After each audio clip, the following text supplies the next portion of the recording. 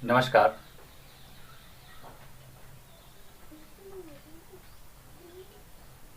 नौ देवी, नौ दुर्गा पूजा।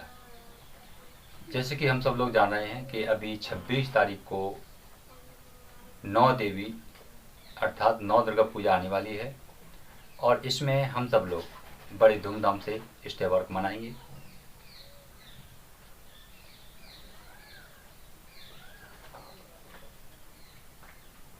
इस बार इस त्यौहार में सही प्रक्रिया से मनाने के लिए आपको इस वीडियो में कुछ बातें मिलेंगी।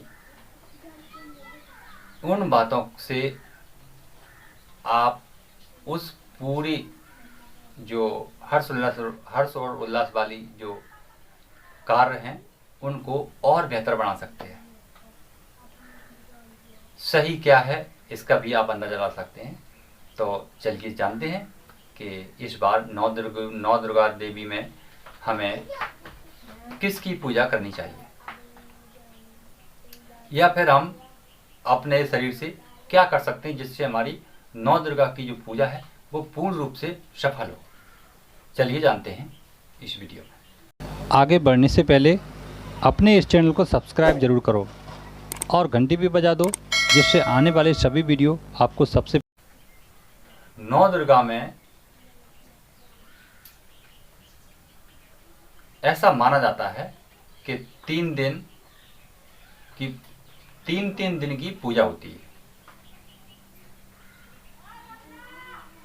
तो तीन दिन की पूजा क्यों होती है इसकी मैं आपको थोड़ा स्वरूप दिखाना चाहूँगा। ये जो हमारी पिंगला नाड़ी है यह एक इंद्रिय है। तो 3 दिन इनकी पूजा होती है। दूसरी हमारी ईड़ा नाड़ी है, यह हमारे अंदर जीवन का पालन पोषण करती है। तो 3 दिन इनकी पूजा होती है। और जो सुषुम्ना नाड़ी है जो हमारे जीवन को संभालती है, चलाती है और नष्ट करती है, तो 3 दिन इनकी पूजा होती है। इसलिए 3 दिन हमारे अंदर ये पूजा होती है। तो कहीं आप कोई सिद्धि के काम कर रहे हैं, आपको मंत्र सिद्धि करना है, या आपको तंत्र विद्या का प्रयोग करना है, या आपको कोई ऐसी कार्य करना है जिसमें किसी का शमन करना हो। शमन का अर्थात नष्ट करना है। नष्ट करने का जैसे भूत बाधा में प्रेत आत्मा है, ऐसे अन्य सिद्धियां होती हैं, इनका काम कर रहे हैं आप और इनकी पूर्ण सिद्धि आपको प्राप्त करनी है। तो आप पहले दिन से तीसरे दिन तक इनकी सिद्धि करिए। ये 3 दिन के अंदर आप अपनी मंत्र सिद्धि अगर कर रहे हैं किसी भी विद्या के अनुसार, उसमें आपको बहुत बड़ी सफलता मिलेगी, क्योंकि इसमें पिंगला नाड़ी का पूरा कार्य होता है।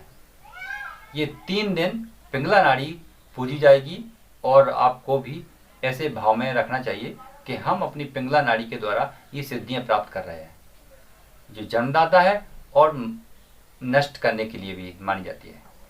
तो इसमें आपको जो भी मंत्र सिद्धि कर रहे हैं आप इसके करिए।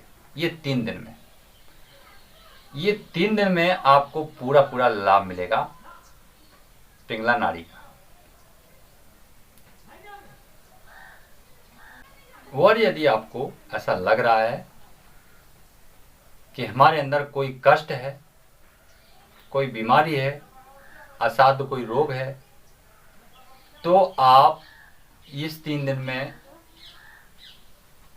पशुओं को चारा, भूखे का भोजन, प्यासे को पानी और अपने से बड़ों का सम्मान, ये 4 काम हैं, जरूर करें। जितने भी मात्रा में करें, कम करें या ज़्यादा करें, परंतु जरूर करें। इससे आपकी आत्मा को बहुत बड़ी शांति मिलेगी और ये आपके अंदर जो पिंगला नाड़ी है उसका जो खराब प्रदोष जो लग जाता है शरीर को, वो नष्ट हो जाएगा और आपको पूरा लाभ मिलेगा। ये हो गई हमारी ये 3 दिन पूजा की बात। अब आती है अगले जो चंद्र स्वर है, इसमें ईड़ा नाड़ी रहती है। ईड़ा नाड़ी की बात करते हैं। अगले 3 दिन में आपको जो भी शुभ काम करने की इच्छा होती है कि हमारा कोई अच्छा काम हो जाए, हमारी कोई बिजनेस की शुरुआत कर रहे हैं, आप कोई जिस भी पदोन्नति की प्राप्ति के बारे में कर रहे हैं, तो आप ये 3 दिन के बाद अब आप इसकी कल्पना करिए कि हे देवी, मेरा ये अच्छा काम पूरा हो जाए। ऐसी कल्पना करिए। और इसमें आप कि जितने भी शुभ काम के लिए पूजा कर रहे हैं, तो उस पूजा के दौरान आप शुभ काम अपने याद रखिए कि हमें ये शुभ काम में फायदा मिले। और उस समय यदि आपका ये चंद्र स्वर भी चल रहा हो, यानी आपकी ईड़ा नाड़ी प्रज्वलित हो, तो ये बहुत ही श्रेष्ठ है। इसमें आपको पूरी लाभ मिलेगी। ये आपके जीवन में पूरा बदलाव करेगी, शांति लेके आएगी, आपके हर कष्ट को नष्ट करके और आपको शांति को लेके जाएगी। ऐसे ये 3 दिन आपकी इस भावना में 3 दिन आपको ये पूजना है कि हमारी कोई भी जो शुभ काम है उसको याद करके उस पूजा को करना है। ये हो गए अच्छे काम के लिए। अब यदि आपके जीवन में अशांति ज़्यादा है, मन काम नहीं कर रहा है, और आपके पड़ोसी, आपके परिवार वाले या कोई भी आपका सम्मान नहीं दे रहे हैं, तो फिर आप उस 3 दिन के दौरान आपको अपने जीवन में संत के दर्शन करना चाहिए, संतों से उपदेश सुनना चाहिए और नारियों का सम्मान करना चाहिए। सब नारियों की, जितनी भी नारी जाति में है, उनके लिए एक विचार रख करके बिल्कुल माता के समान अपने मन में स्थापना करनी चाहिए। ऐसे विचार भाव से हमें वो 3 दिन बिताना चाहिए।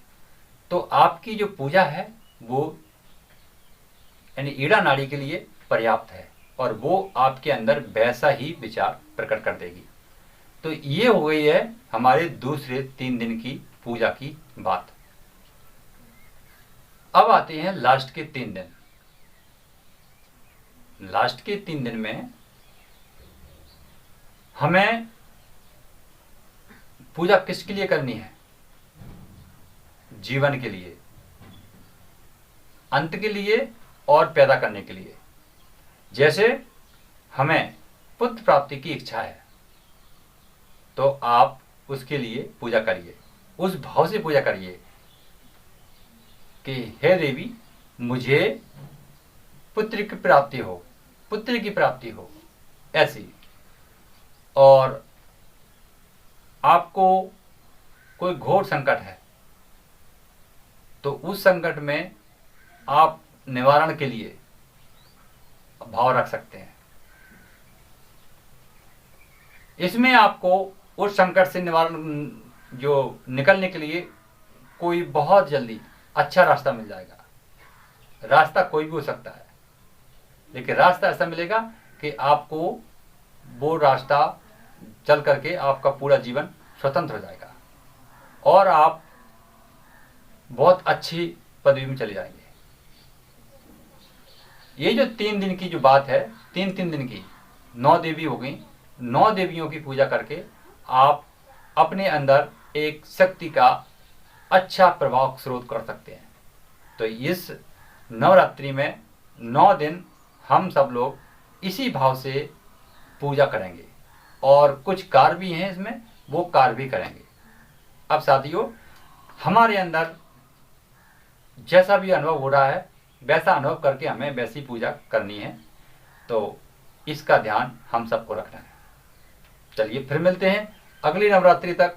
तब तक के लिए जय माता दी।